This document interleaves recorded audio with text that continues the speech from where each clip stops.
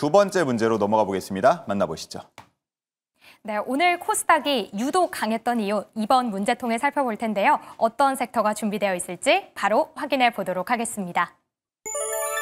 대규모 해외 투자 유치, 그리고 호실적 기대감, 제약바이오, 유망주는 이라고 제약바이오 종목이 이번 문제로 제시가 됐습니다.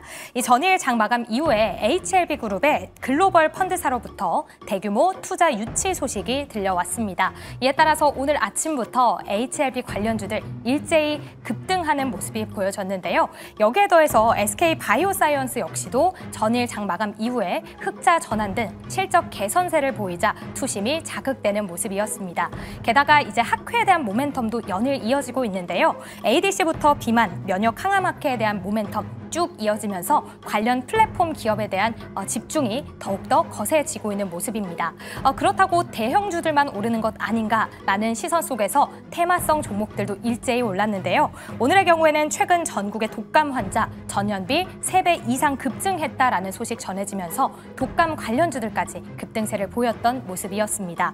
비만 안에서는 한국 BNC라는 종목 18% 급등하면서 거래량 1위로 오늘 장을 마쳤고요. ADC 관련 ABL 바이오, 리가캠 바이오의 경우에는 외국인과 기관, 동반, 쌍끌이 매수 종목에 이름을 올렸습니다. 마지막으로 신풍제약 등 코로나 치료제 관련주들까지 일제히 주목을 받고 있는데요. 다시금 제약 바이오가 주목받는 시장, 저희는 어떤 유망주를 발굴해 볼 수 있을까요? 함께 확인해 보도록 하겠습니다. 그럼 두 번째 주식 남녀의 선택, 보드를 들어주시죠. 네, 오늘 많은 분들이 또 기다렸던, 그리고 저희 방송에서 어제 강조를 했던 제약바이오 쪽으로 수급이 많이 들어왔습니다. 그러면서 급등하는 종목이 여럿 나왔는데 유망주를 한번 꼽아달라고 두 분께 부탁을 드렸습니다. 두 분의 답을 함께 확인해 보도록 하겠습니다. 오, 의견이 이렇게 통할 수도 있군요. 자, 두 분께서 함께 한미약품을 골라주셨는데, 자, 각각 이유부터 한번 들어보겠습니다. 이제 결국 이번 주 이벤트에 조금 더 집중해야 하지 않을까라는 생각을 가지고 있어요. 제약바이오의 오늘 시장에서의 수급이 들어온 것은 물론 이제 반도체에서 수급이 빠져나오면서 그 수급에 대한 힘이 제약바이오로 갔기 때문이기도 하지만 이번 주에 이벤트가 굉장히 많습니다. 예. 세계 비만 학회도 있고 미국 간 학회도 있는데 거기에서 또 스포트라이트를 많이 받을 수 있는 종목군이 한미약품과 그리고 D&D 파마텍이 아닐까라는 생각을 가지고 있어요. 사실 D&D 파마텍을 가지고 오려고 했으나 이제 투자 주의에 대한 그런 내용들이 있다 보니까 지금 한미약품으로 가지고 왔는데 지금 뭐 비만 치료제 관련 종목군들은 우리가 계속 봐야 할 필요가 있지 않을까라는 생각을 가지고 있습니다. 결국 거기에서 이제 한미약품이라든지 다양한 기업들이 임상에 대한 결과를 발표하게 되고 그 결과 내용에 따라서 다시 한번 비만 치료제 관련 종목군들의 랠리 가능성이 높아지고 있는데 지금 일라일리 같은 경우에도 실적에 대한 가이던스가 점점 높아지면서 기대감이 계속 올라와지고 있는 추세라고 보시면 좋을 것 같아요. 거기에서 이제 방점을 가장 중요한 건 D&D 파마텍이 꺾이면 안 됩니다. 사실 거기에서 대장 역할을 진행을 하고 있고 D&D 파마텍 같은 경우는 미국 간 학회에서 또 발표를 진행할 예정이기 때문에 D&D 파마텍이 유지가 된다라는 전제에서 한미 반도체를 순환매 전략으로 한번 써보시는 한미약품을 예. 죄송합니다. 해보시는 것도 좋지 않을까라는 의견 드려보도록 할게요. 네, 좋습니다. 뭐 사실 섹터 전체로 제약바이오 쪽으로 수급이 들어온 건 이제 오늘이라고 말씀을 드리고 있지만 D&D 파마텍 같은 경우는 뭐 시장 분위기 상관없이 나 홀로 계속 상승을 해왔던 모습이 있기 때문에 이 상승세가 지켜져야 한다. 이게 전제 조건이다라고 말씀을 좀 해주신 것 같고요. 자, 한미약품 이제 뭐 신고가 도전을 하고 있는 그런 모습이라서 더 주목받는 것 같습니다.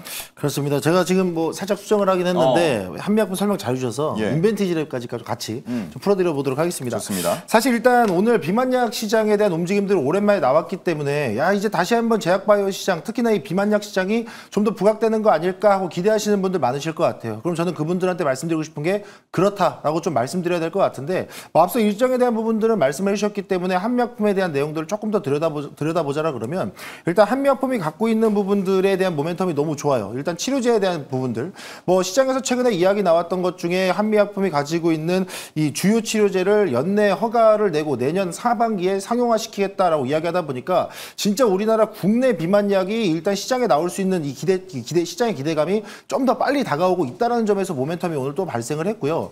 특히나 이제 최근에 이 신약들의 흐름들을 놓고 봤을 때 이 비만약을 사용하면 근육도 같이 빠집니다. 이거 운동을 병행해야 되나요? 라고 얘기가 나왔었는데 최근에는 살만 빼고 체중만 감소시키고 그 근육량은 유지하거나 오히려 증가시키는 약품들이 나오고 있는데 이에 대한 기술도 우리 한미약품이 또 보유하고 있다는 점에서 크게 또 부각이 되고 있는 구간이다라고 보시면 될 것 같고요.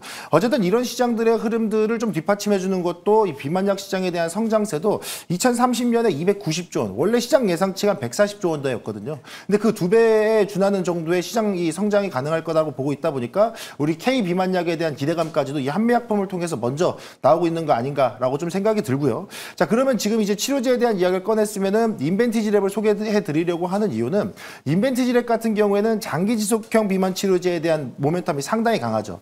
그러니까 우리가 이전에는 지금 주사를 맞게 되면 일주일에 한 번씩 주사제를 이렇게 투약을 해야 되다 보니까 번거로움이 있었는데 이 인벤티지랩이 개발하고 있는 장기 지속형 주사제는 한 달 내지 두 달, 세 달까지도 길게 보고 주사를 투약할 수 있는 부분들이 있다 보니까 아무래도 이제 이 비만약에 대한 수요층들이 이에 편의성에 좀 더 집중할 수 있다라 그러면 지금은 뭐 경구용, 먹는 비만 치료제도 좋지만 장기 지속형 비만 치료제에 대한 모멘텀까지도 인벤티지랩이 같이 가져갈 수 있지 않을까라고 생각을 하고 있어요. 그래서 앞서 말씀해 주셨던 것처럼 저도 D&D 파마텍 너무 좋아하지만 지금 이제 투자 관점에서 본다라고 했을 때는 인벤티지랩과 한미약품이 비만약의 톱 종목이 아닐까, 탑픽 종목이 아닐까라고 생각하고 있기 때문에 꾸준히 한번 들여다보셔도 좋다 이렇게 말씀드리겠습니다. 네, 제약바이오 중에서도 이제 비만 치료제 관련된 이야기들을 중심으로 풀어주셨는데 네. 전체 제약바이오로 보자면 역시나 대장주인 알테오젠을 빼놓을 수가 없을 것 같습니다.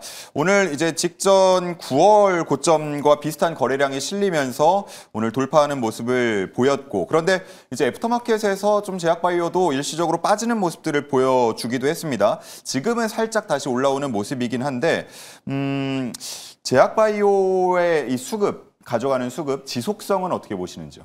뭐 사실 지속성과 그리고 이제 제약바이오 종목을 지금 갈아타야 할까 이런 네네. 질문을 오늘 좀 많이 들었던 것 같아요. 그쵸, 예. 하지만 지금 뭐 비중으로 치면 10%에서 20% 정도는 계속 들고 가보시는 게 맞지 않을까라는 생각을 가지고 있는데 큐티에 대한 기대감은 있긴 하지만 그럼에도 불구하고 반도체 쪽으로 다시 한번 수급이 쏠리면 바이오에서 또 수급이 옮겨갑니다. 예. 이런 점들을 감안을 하면 지금 뭐 제약바이오 기술 유치에 대한 내용들이라든지 혹은 단기적인 이벤트가 있는 종목군들을 제외하고 저는 그렇게까지 이제 비중을 많이 태워야 할까 이런 생각을 가지고 있습니다. 10에서 15% 정도 수준에서 너무 무리해서 제약바이오 수급 받았다 그래서 늘리지 말자. 예, 이런 말씀을 해주신 거죠. 어떻게 보십니까?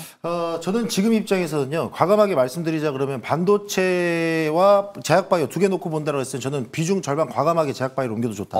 예, 다른 의견이네요. 네. 네. 왜 그러냐면요.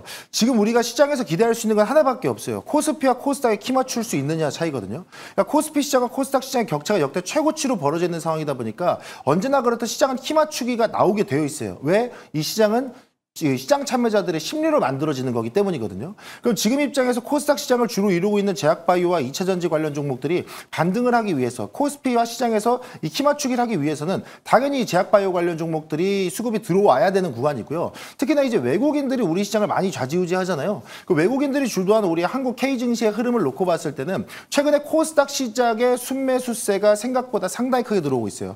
어제 들어왔던 3,700억 규모 그리고 오늘 2,200억 규모도 흐름 놓고 봤을 때는 외인들이 다시 한번 코스닥 시장의 순매수세를 계속 좀 이어갈 수 있는 이 코스피 시장에서 수급의 이동이 나올 수 있는 구간이 아닐까라고 생각을 하고 있기 때문에 저는 여러분들이 제약바이오 시장도 이제는 과감하게 조금씩 좀 비중을 늘려가도 좋은 구간이 아닐까 좀 이렇게 말씀드릴 수 있도록 하겠습니다. 네. 두 분께서 다른 의견을 주셔서 중간에서 듣는 입장에서 이거 어떻게 해야 될까 이런 고민을 좀 하게 되는데 시청자분들도 아마 많이 고민이 되실 것 같습니다. 일단 오늘 하루짝만 두고 저희가 얘기를 나눈 거기 때문에 그렇죠. 네. 주식이 또 흐름이 있고 지속성이 있다 보니까 내일장 흐름 그리고 이번 주 흐름 좀 지켜보면서 저희도 관련된 이야기를 좀 계속 나눠보도록 하겠습니다.